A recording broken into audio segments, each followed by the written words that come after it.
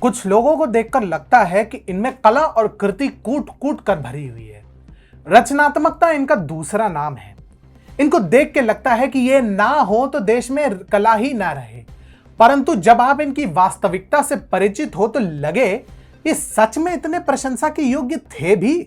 नमस्कार, स्वागत है आपका टीएफआई पर, जो है देश का सबसे विश्वसनीय ऑल्टरनेट न्यूज मीडिया पोर्टल। और मैं अनिमेश पांडे आपको परिचित कराता हूं 7 बार के राष्ट्रीय फिल्म पुरस्कार विजेता विशाल भारद्वाज से, जिनके कला के पुजारी तो सभी है, परंतु जिनकी वास्तविकता जानकर आप भी बोल उठेंगे सांप को पाल रहा था। इससे पूर्व कि हम आगे बढ़े, यदि आपको हमारे विचार पसंद आते हैं तो आप हमारे वीडियो को लाइक कर सकते हैं और आप हमारे चैनल को अवश्य सब्सक्राइब करें। तो अब हम आरंभ करते हैं। कुछ लोगों के चेहरे पर तो प्रोपेगेंडा पुता हुआ होता है। कुछ लोग बातों से तो कुछ संवादों से प्रोपेगेंडा सिद्ध करते हैं, परंतु विशाल भारद्वाज एक यूनिक पीस है। वे ना तो अनुभव सिन्हा या अनुराग कश्यप थे, जो चिंगार चिंगार कर कहते हैं कि हाँ, हम वामपंथी हैं और हम भारत का अहित चाहते हैं, और ना ही हंसल मेहता हैं, जो हिपोक्रेसी की चलती फिरती दुकान है। संगीतज्ञ के रूप में अपना करियर प्रारंभ करने वाले इस व्यक्ति ने देखते ही देखते कब भारतीय सिनेमा के नैरेटिव में अपनी पैठ बना ली, किसी को पता ही नहीं चला। कसम से। विशाल भारद्वाज का जन्म 4 अगस्त को बिजनौर जिले के चांदपुर कस्बे में हुआ था।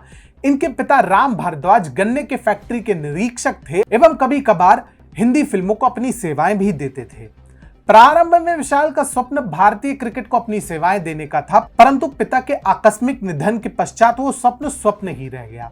परंतु इन्हें भी अपने पिता के संगीत की प्रतिभा विरासत में मिली थी, और कुछ वर्ष के स्ट्रगल के पश्चात इन्हें भारतीय फिल्म उद्योग में ब्रेक मिला, जब उन्हें एक साथ 2 प्रोजेक्ट मिले, एक बाल फिल्म अभय और धर्मेंद्र की फिल्म फौजी। अगले ही वर्ष इन्हें गुलजार की फिल्म माचिस के लिए संगीत देने का अवसर मिला, जो 1984 के सिख विरोधी दंगे और तत्पश्चात खालिस्तानी उग्रवाद पर आधारित थी। और इसका संगीत इतना लोकप्रिय हुआ कि उसके पीछे सभी लोग पागलों की तरह दीवाने होने लगे। परंतु किसे पता था कि इसी लोकप्रिय संगीत से एक विषैले प्रोपेगेंडावादी की नींव भी पड़ चुकी थी। ये भी ठीक है। परंतु ये सोशल मीडिया का युग नहीं था। जनता उस समय इतना परिचित नहीं हुआ करती थी कि क्या सही है और क्या गलत। सो वे बन गए विशाल भारद्वाज के प्रेमी। क्या आपको पता है कि इन्होंने ही जंगल जंगल पता चला है जैसे प्रसिद्ध गीत को अपना संगीत दिया था। फिर चाची 420 सत्य से इन्होंने लोगों को वैसा ही लुभाया जैसे आखेट अपने निशाने को लुभाता है, या जैसे पाइट पाइपर चूहों को लुभाता था। इसी बीच 2003 में इन्होंने निर्देशक की कुर्सी भी संभाल ली। फिर इन्होंने पहले बनाई मकड़ी और फिर ले आए मकबूल, और फिर क्या था, क्रिटिक्स और सिस्टम का ऐसा माया जाल रचा गया कि इनके इंद्रजाल को कोई समझ ही नहीं पाया। अरे बाप रे, ये तो धोती खोल रहा है। आपको पता है विशाल भारद्वाज में ऐसा क्या था जो बाकी वामपंथी कलाकारों में नहीं? बाकी वामपंथी या तो अपने एजेंडे को कभी ना कभी खोली देते या उसका कुछ ना कुछ अंश अवश्य दिखाते, परंतु विशाल भारद्वाज ने अपना काम इतने सफाई से किया जो बाकी कोई ना कर पाया। जिस काम के लिए पत्रकार के तौर पर रवीश कुमार और पोर्टल के तौर पर कारवा कुख्यात है, वही काम विशाल भारद्वाज ने सफाई से किया। उन्होंने देश की मिट्टी, जनता की पसंद और दमदार कहानी का ऐसा कॉकटेल बनाया कि जब तक बाकी लोग उसका असल उद्देश्य समझते, वो अवार्ड्स और तालियां बटोर कर अपने नेक्स्ट प्रोजेक्ट पर लग जाते। यूं ही नहीं, महोदय ने नो स्मोकिंग, कमीने, इश्किया, 7 खून माफ जैसे प्रोजेक्ट्स एक के बाद एक किए, और कोई उसके पीछे छुपे वास्तविक एजेंडे को हाथ तक नहीं लगा पाया। अरे देवा, ये गड़बड़ है बाबा। परंतु हर व्यक्ति की एक सीमा होती है, और विशाल भारद्वाज भी कोई मंगल ग्रह से तो प्रकट नहीं भय। इनसे भी एक कांड हुआ, और उस कांड का नाम था हैदर। इनके बहुप्रतीक्षित शेक्सपियरियन ट्रिलॉजी की अंतिम फिल्म थी, जो हैमलेट नाटक पर आधारित थी और काफी अलग भी।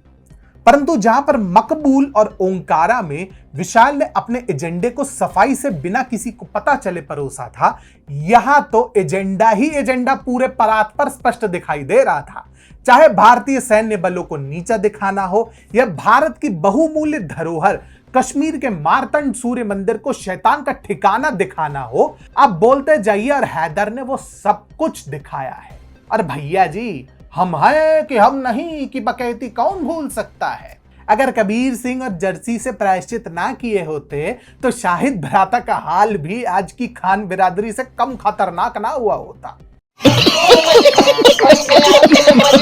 परंतु इसके बाद भी इन्हें नेशनल अवार्ड की कोई कमी नहीं हुई। लेकिन बंधुओं का एजेंडा आखिर कब तक चलेगा? इस एजेंडे का कभी ना कभी तो अंत होगा, और हुआ भी। तलवार की पटकथा के पश्चात जब असहिष्णुता के विषय पर इन्होंने अवार्ड वापसी गैंग का खुलेआम समर्थन किया तो लोगों को पता चला कि ये किस खेत की मूली है। और 2017 में जिस गाजे बाजे से रंगून आई, उतने ही गाजे बाजे से वह फ्लॉप भी हुई और कॉफी विद करण पर कंगना रनौत का वो आइकॉनिक इंटरव्यू भी फिल्म के किसी काम नहीं आया। पर बंधु ने हार नहीं मानी। अगले ही वर्ष लेकर आ गए पटाखा। यह आधारित थी एक लघु कथा दो बहनें पर, और इन्होंने सोचा कि चलो पुराने फॉर्मेट पर लोगों को लुभाते हैं। पर वो कहते हैं ना, जनता को आप मूर्ख समझना बंद कर दीजिए। आज विशाल भारद्वाज, जो कभी देश के सबसे जाने माने फिल्मकारों में से एक थे, उनकी अवस्था ऐसी है कि अब ओटीटी पर फिल्में प्रदर्शित करने को विवश होना पड़ रहा है। एक समय था कि कोई उनके एजेंडे का ए भी नहीं पहचान पाता था। परंतु वो कहते हैं ना, सबका दिन आता है, इनका भी आ गया।